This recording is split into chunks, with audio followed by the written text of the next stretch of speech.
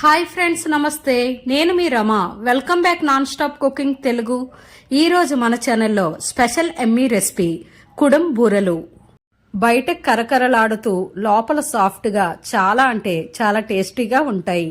మీరు కూడా ఈ రెసిపీని తప్పకుండా ట్రై చేయండి. ఈ వీడియోని చూసే ముందు ఒక చిన్న లైక్ చేయండి.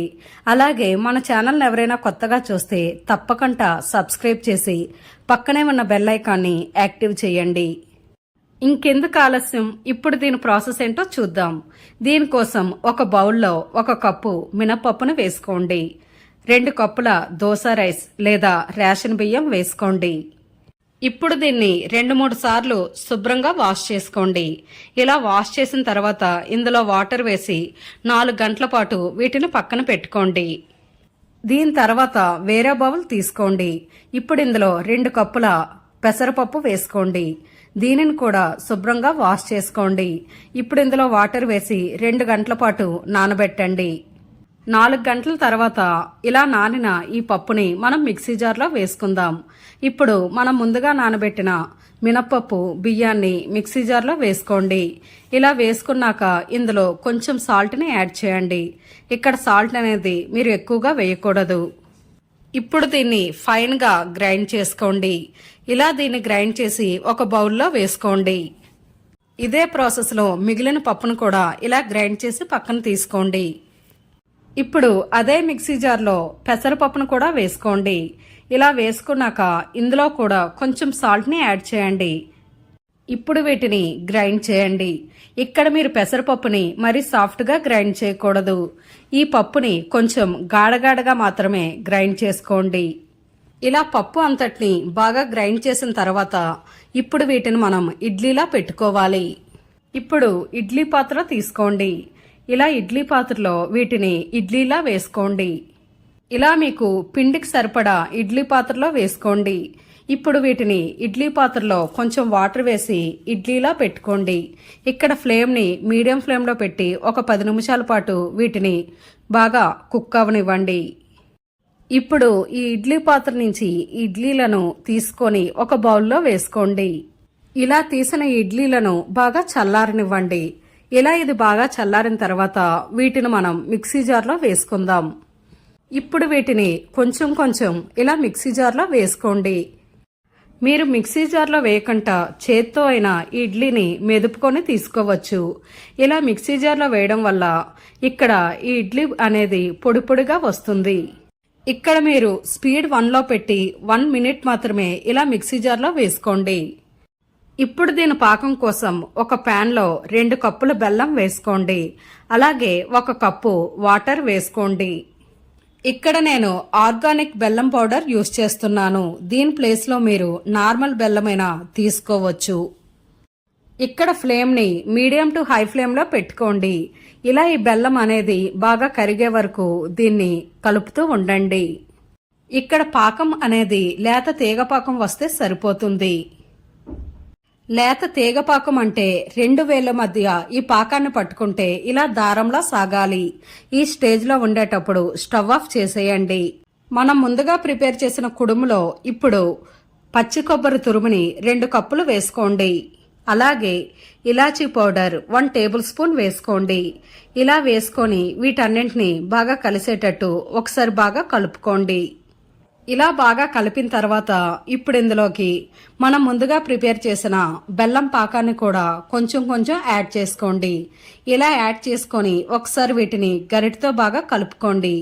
ఇక్కడ పాకం అనేది వేడిగా ఉంటుంది కాబట్టి ఇక్కడ మీరు గరిటతో కలుపుకోండి.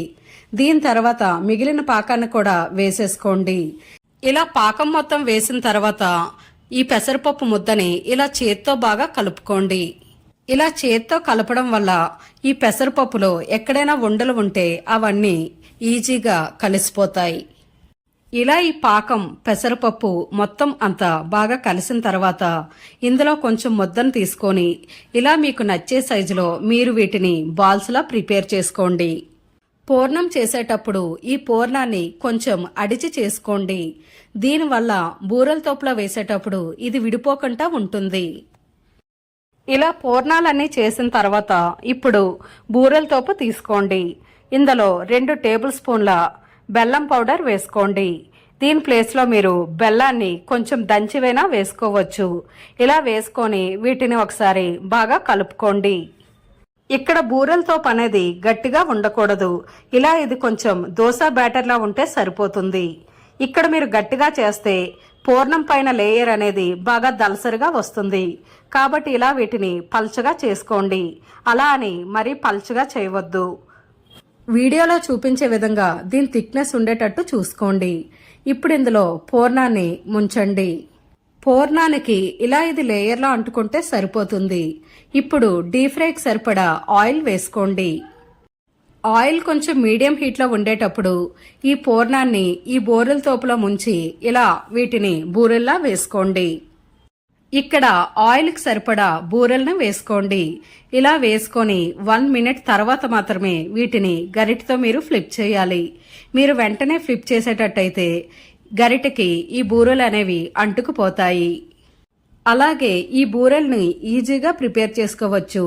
శనగపప్పు బూరెల్లాగా ఇవి ఆయిల్లో చీలిపోవు. కాబట్టి కొత్తగా ట్రై చేసే వాళ్ళు కూడా ఈ బూరెల్ని ఈజీగా ప్రిపేర్ చేసుకోవచ్చు.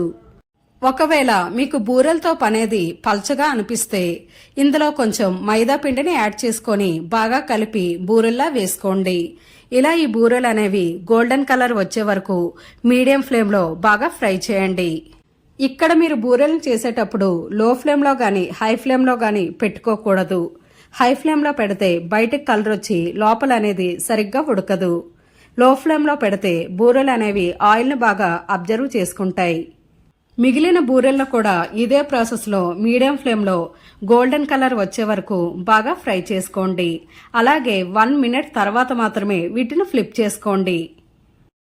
అంతే ఫ్రెండ్స్, చూసారు కదా కుడుం బూరెలను చేసుకోవడం ఎంత ఈజీనో. ఈ రెసిపీని మీరు కూడా తప్పకుండా ట్రై చేయండి. దీని టేస్ట్ అయితే వేరే లెవెల్లో ఉంటుంది. మీరు ఎన్ని గంటల పాటు బయట పెట్టినా ఈ బూరెలు అనేవి బయట క్రిస్పీగా లోపల సాఫ్ట్గా చాలా అంటే చాలా బాగుంటాయి. ఈ వీడియో మీకు నచ్చితే ఒక లైక్ చేయండి. మీ ఫ్రెండ్స్ అండ్ ఫ్యామిలీ మెంబర్స్కి ఈ వీడియోని షేర్ చేయండి. మరెన్నో రుచికరమైన వంటల కోసం మన ఛానల్ని సబ్స్క్రైబ్ చేసి పక్కనే ఉన్న బెల్ ఐకాన్ని యాక్టివ్ చేయండి. Thanks for watching.